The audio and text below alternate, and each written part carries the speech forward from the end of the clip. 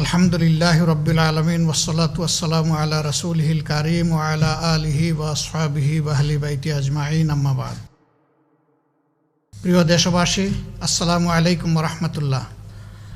বিশ্ব মানচিত্রে স্বাধীন সার্বভৌম রাষ্ট্র হিসেবে বাংলাদেশের অভ্যুদয়ের 50 বর্ষপূর্তি সুযোগ পেয়ে আমি মহান আল্লাহ রাব্বুল আলামিনের দরবারে লাখো শুকরিয়া আদায় করছি। আমি আমার প্রিয় দেশবাসীকে প্রিয় সংগঠন বাংলাদেশ জামাতে ইসলামীর পক্ষ থেকে আন্তরিক শুভেচ্ছা এবং মোবারকবাদ জ্ঞাপন করছি। স্বাধীনতার 50 বর্ষপূর্তি এই মুহূর্তে আমি গভীর শ্রদ্ধার সাথে স্মরণ করছি আমাদের মহান স্বাধীনতা সংগ্রামের সকল বীর শহীদ এবং সম্মানিত বীর মুক্তিযোদ্ধাদের, যাদের বীরত্ব, দেশপ্রেম ও আত্মত্যাগের বিনিময়ে আমরা প্রিয় জন্মভূমির স্বাধীনতা অর্জন করেছি।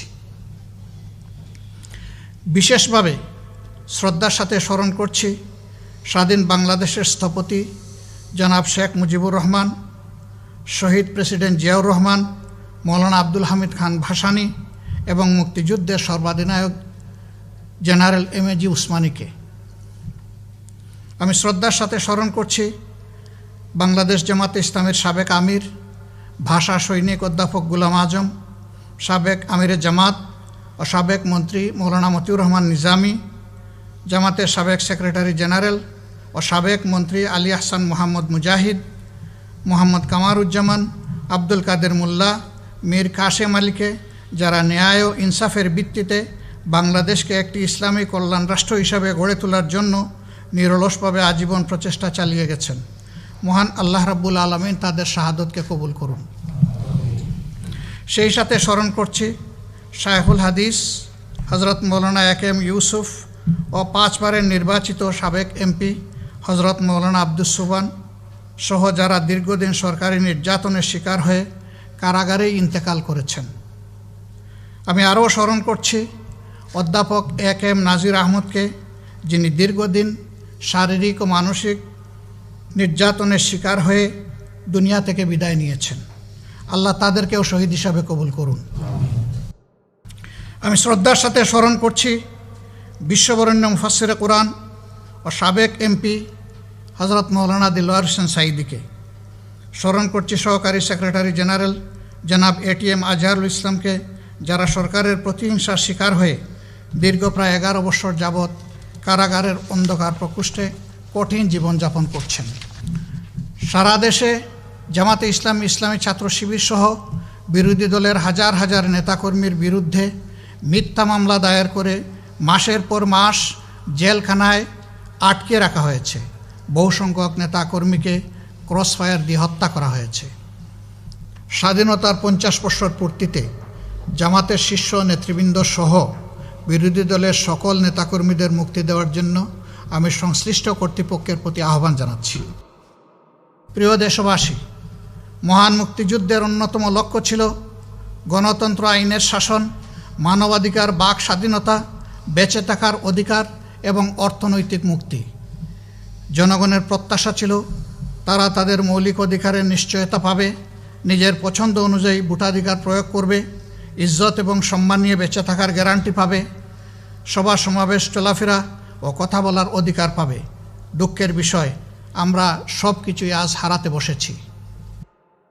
গেল 50 বছরে বাংলাদেশ যা কিছু অর্জন করেছে আমি তা সংক্ষেপে আপনাদের সামনে তুলে ধরছি। একথা অনস্বীকার্য যে বিগত 50 বছরে বাংলাদেশ অনেক কিছু অর্জন করেছে।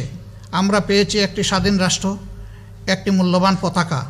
আমাদের সেনাবাহিনী, বিজিবি, পুলিশ বাহিনী সারা বিশ্বে দেশের সুনাম এবং মর্যাদা প্রতিষ্ঠিত করেছে।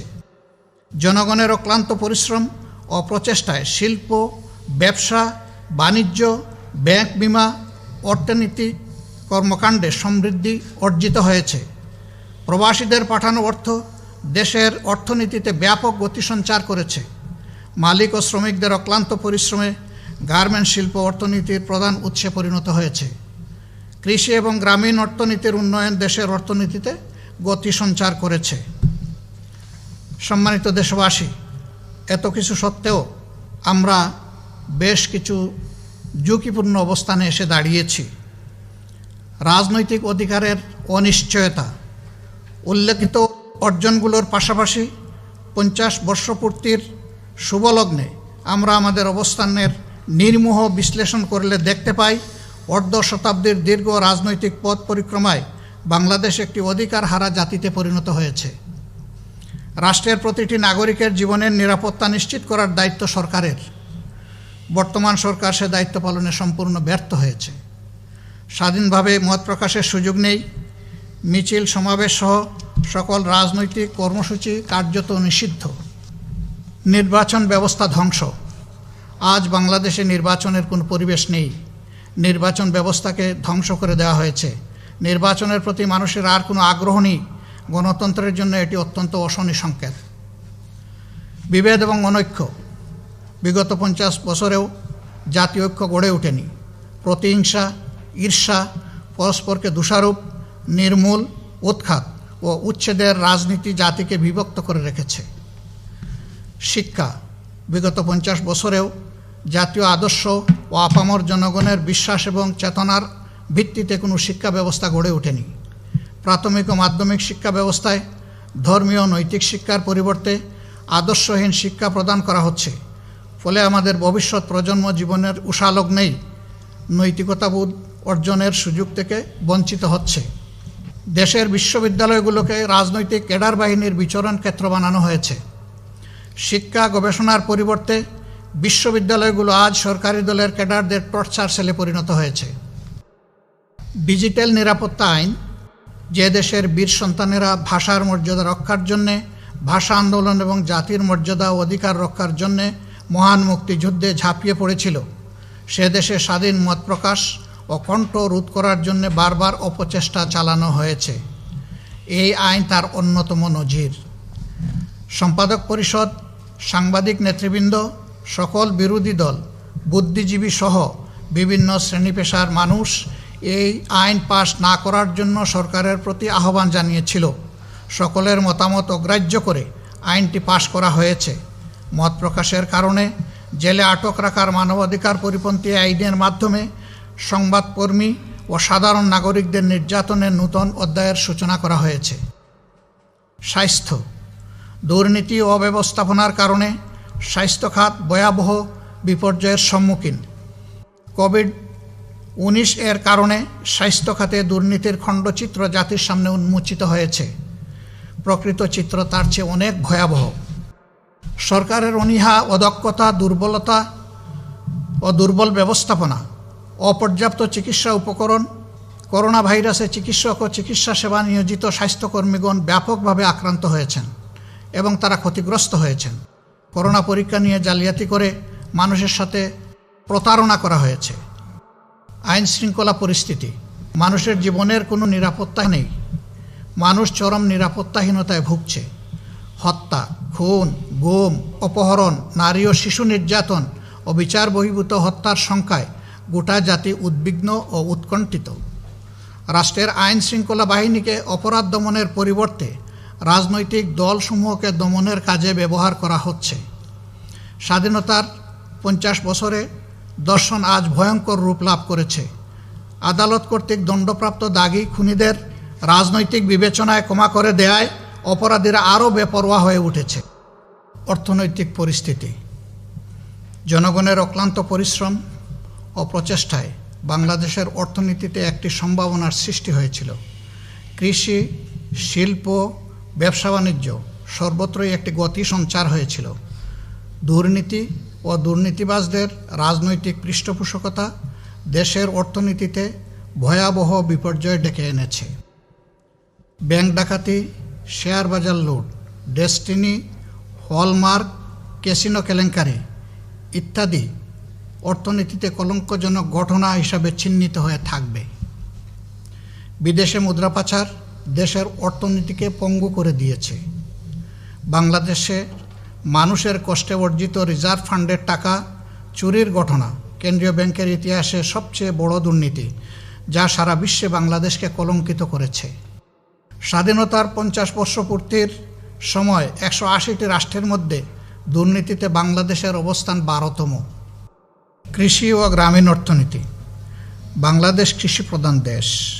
আবহমান কাল থেকে কৃষি বাংলাদেশের অর্থনীতিতে গুরুত্বপূর্ণ ভূমিকা পালন করে আসছে।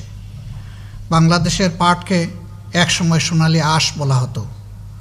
পাট রপ্তানি করে বাংলাদেশ প্রচুর বৈদেশিক মুদ্রা অর্জন করত।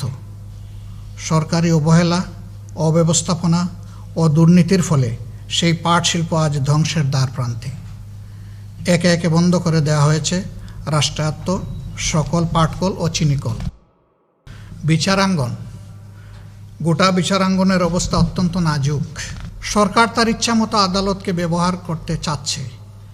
তার ব্যতিক্রম হলেই সরকারের রোষানলে পড়তে হচ্ছে বিচারকদেরকেও। নিম্ন আদালতগুলো আজ সরকারের আজ্ঞাবহ প্রতিষ্ঠানে পরিণত হয়েছে। বিনা বিচারে দিনের পর দিন কারাগারে বন্দি জীবনযাপন করছেন অনেক নিরীহ মানুষ। রাজনৈতিক বিষয়সমূহ আদালতে টেনে নিয়ে বিচারাঙ্গনকে বিতর্কিত ও প্রশ্নবিদ্ধ করা হয়েছে। স্বাধীন বিচার ব্যবস্থার কথা বলা হলেও বাস্তব চিত্র তার পুরোই উল্টা। অপসংস্কৃতির সয়লাভ। সংস্কৃতির নামে বিদেশি অপসংস্কৃতিকে জোরপূর্বক জাতির ঘাড়ে চাপানো হচ্ছে। বিদেশি সংস্কৃতি আমাদের যুব সমাজের চরিত্রকে ধ্বংস করে দিচ্ছে। সীমান্ত হত্যা। ভারত আমাদের প্রতিবেশী রাষ্ট্র হিসেবে বাংলাদেশের সাথে বন্ধুত্বপূর্ণ সম্পর্ক বজায় থাকাটা ছিল স্বাভাবিক। বিগত 50 বছরে ভারতের সাথে গুরুত্বপূর্ণ অনেক ইস্যুরই কোনো সমাধান হয়নি। ভারতীয় সীমান্তে প্রতিনিয়ত বাংলাদেশিদেরকে হত্যা করা হচ্ছে। জামাতে ইসলামের ভূমিকা। প্রিয় দেশবাসী, ভাই ও বোনেরা, আমাদের প্রিয় জন্মভূমি অপার সম্ভাবনার একটি দেশ। জামাতে ইসলামী এ দেশকে ন্যায় ও ইনসাফের ভিত্তিতে ক্ষুধা দারিদ্র্যমুক্ত একটি উন্নত সমৃদ্ধ ইসলামিক কল্যাণ রাষ্ট্র হিসেবে গড়ে তুলতে চায়। এ লক্ষ্যেই জামাতে ইসলামী কাজ করে যাচ্ছে। দেশের প্রতিটি ন্যায়সঙ্গত আন্দোলন, আইনের শাসন, ন্যায় বিচার ও মানবাধিকার প্রতিষ্ঠায়, সর্বোপরি জনগণের ভোটের অধিকার প্রতিষ্ঠায় নিয়মতান্ত্রিকভাবে ভূমিকা রেখে চলেছে। অবাধ নির্বাচনের লক্ষ্যে কেয়ারটেকার সরকার ব্যবস্থা। বাংলাদেশের বিদ্যমান নির্বাচন ব্যবস্থা সংস্কার করে অবাধ নির্বাচন নিশ্চিত করার জন্য সর্বপ্রথম জামাতে ইসলামী 1980 সালের মাঝামাঝি সময় কেয়ারটেকার সরকার ব্যবস্থার প্রস্তাব জাতির সামনে উপস্থাপন করে। কেয়ারটেকার সরকারের অধীনে 1991, 1996, 2001 সালে জাতীয় সংসদ নির্বাচন অনুষ্ঠিত হয়। ক্ষমতা দীর্ঘায়িত করার জন্যে 2011 সালে সরকার জনগণের মতামতকে অগ্রাহ্য করে কেয়ারটেকার সরকার ব্যবস্থা বাতিল করে দেয়। মূলত এখান থেকেই নির্বাচন ব্যবস্থা ধ্বংসের কার্যক্রম শুরু হয়। জামাতে ইসলামী মনে করে শান্তিপূর্ণ উপায়ে ক্ষমতা হস্তান্তরের একমাত্র পথ হচ্ছে নির্বাচন। জামাতে ইসলামী মনে করে সত্যিকার গণতান্ত্রিক পরিবেশ নিশ্চিত করতে হলে সুষ্ঠু, নিরপেক্ষ ও অবাধ নির্বাচন নিশ্চিত করতে হবে।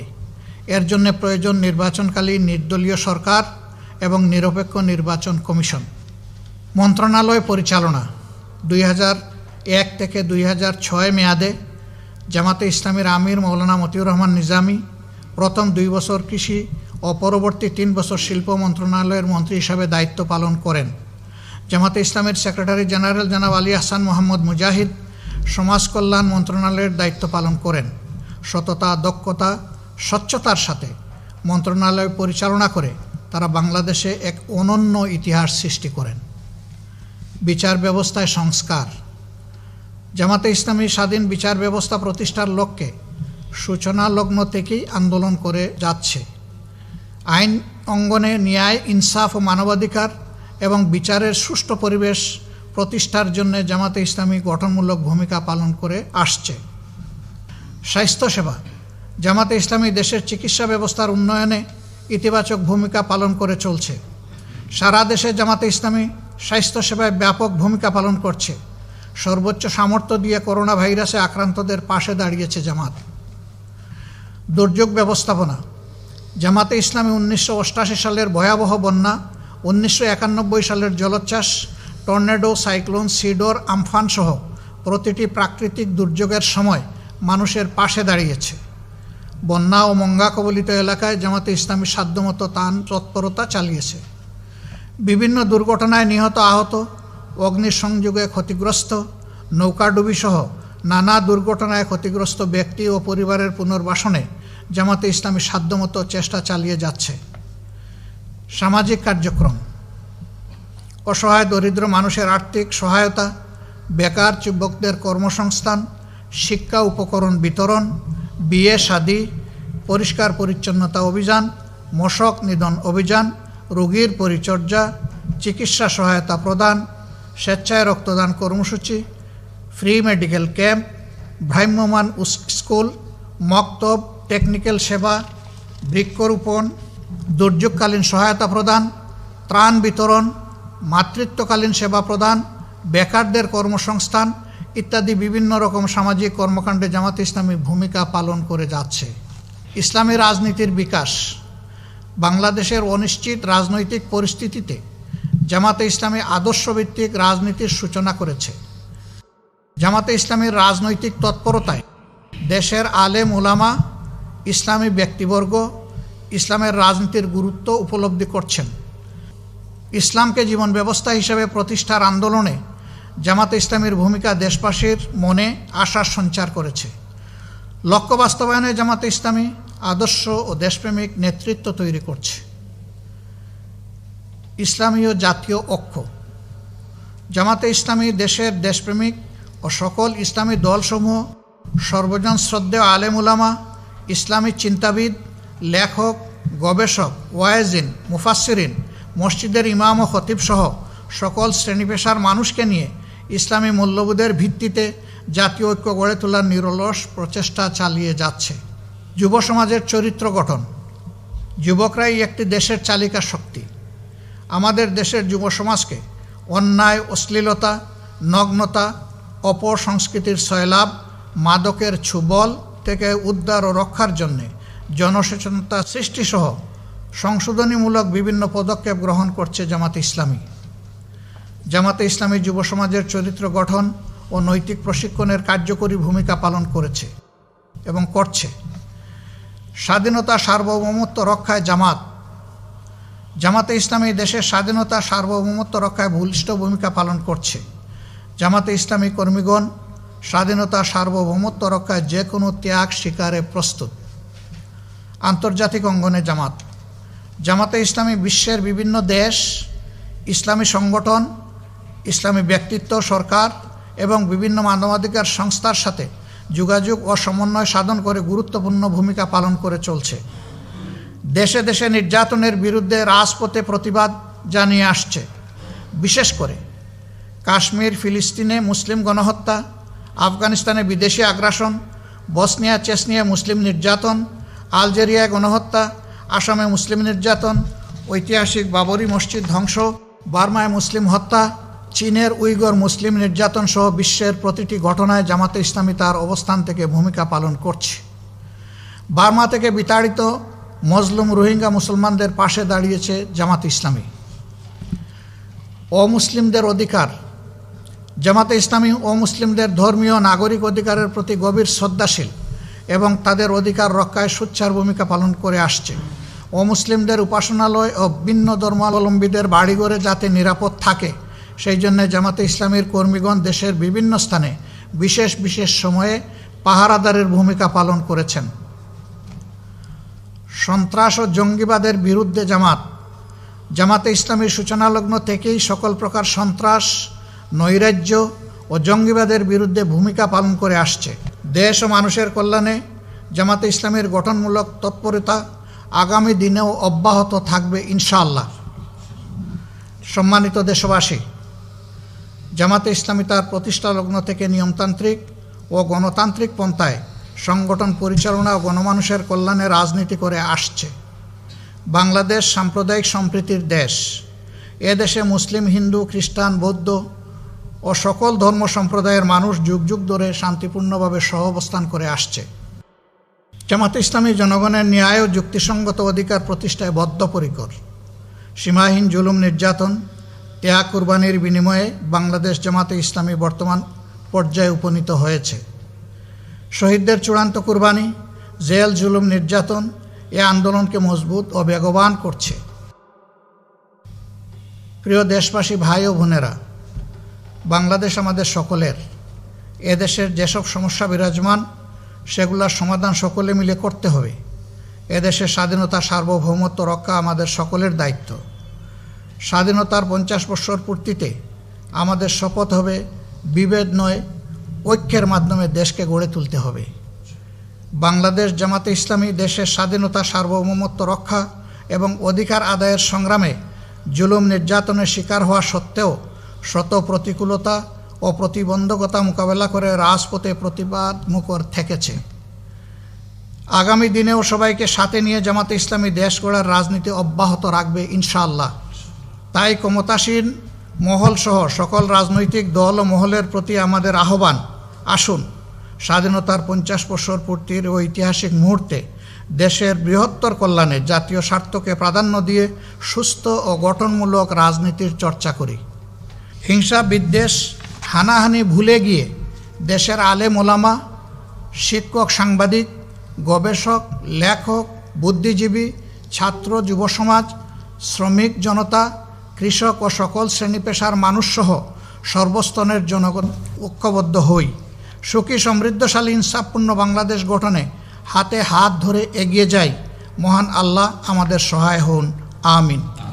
সম্মানিত দেশবাসী, আমরা স্বাধীনতার 50 বর্ষ পূর্তি উপলক্ষে বাংলাদেশ জামাতে ইসলামীর পক্ষ থেকে অধস্তন সকল শাখার জন্য নিম্নলিখিত কর্মসূচি ঘোষণা করছি।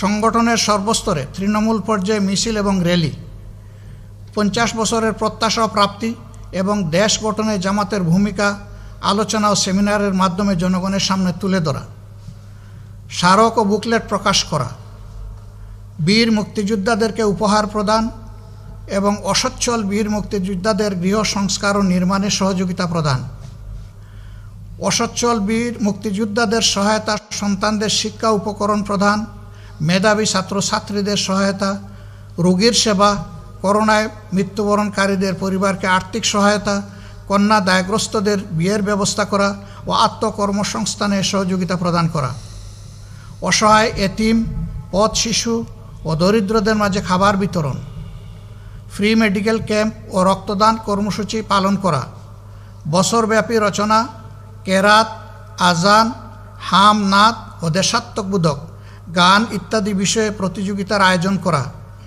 ছাত্র, যুবক, শ্রমিক ও সাংস্কৃতিক বিভাগের মাধ্যমে খেলাধুলা, বিভিন্ন প্রতিযোগিতা ও সাংস্কৃতিক অনুষ্ঠানের আয়োজন করা এবং এর মাধ্যমে সুস্থ সংস্কৃতি তুলে ধরা।